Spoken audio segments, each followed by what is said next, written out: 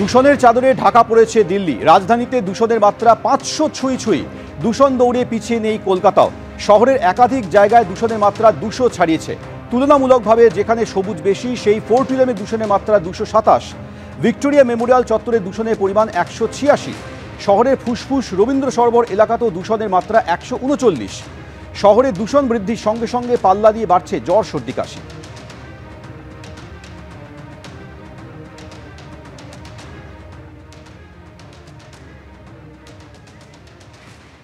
শিশুরোগ বিশেষজ্ঞ চিকিৎসক জয়দেব রায় এই মুহূর্তে আমাদের সঙ্গে রয়েছেন। ডক্টর রায়, শহরে দূষণের মাত্রা ক্রমশ বাড়ছে, এর ফলে কি কি শারীরিক ক্ষতি হতে পারে এবং এই পরিস্থিতিকে কিভাবে নিজেদেরকে ভালো রাখা যায়?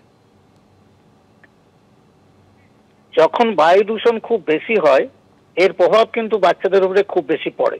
কেন বাচ্চাদের উপরে বেশি পড়ে? কারণটা হলো বাচ্চারা কিন্তু রেসপিরেটরি রেটটা অনেক দ্রুত নেয় বড়দের তুলনায়, তাহলে অনেকবার ধরে এয়ারটা ইনহেল করছে।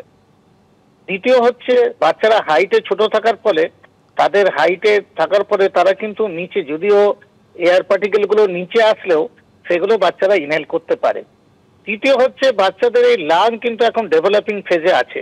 মেন এফেক্ট লাংকে করে, তাছাড়াও কগনিটিভ বিহেভিয়ার ফাংশনকেও এফেক্ট করে, হার্টকে এফেক্ট করে, লং টার্ম এফেক্টের ফলে লার্নিং ডিসেবিলিটি এসব ডেভেলপ করে।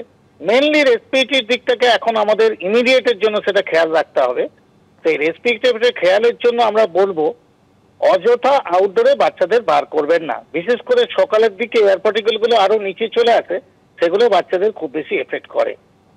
যদি কোনো ক্রমে বাচ্চাদের বার করতে হয়, যেটা আমরা কোভিড থেকে শিখেছি, মাস্কটা অবশ্যই ইউজ করা উচিত এবং যতটা পারবেন বাচ্চাদের ইনডোরে রাখুন।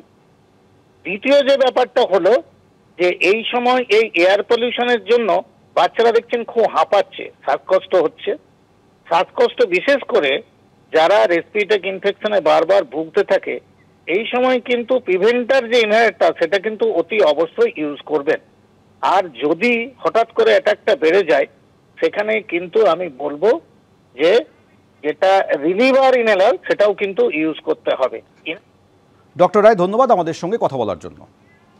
অলরেডি আমরা কলকাতায় বায়ু দূষণ নিয়ে যা যা স্টেপ তুলেছি, আমরা আগের থেকেই স্টেপ নিয়েছি।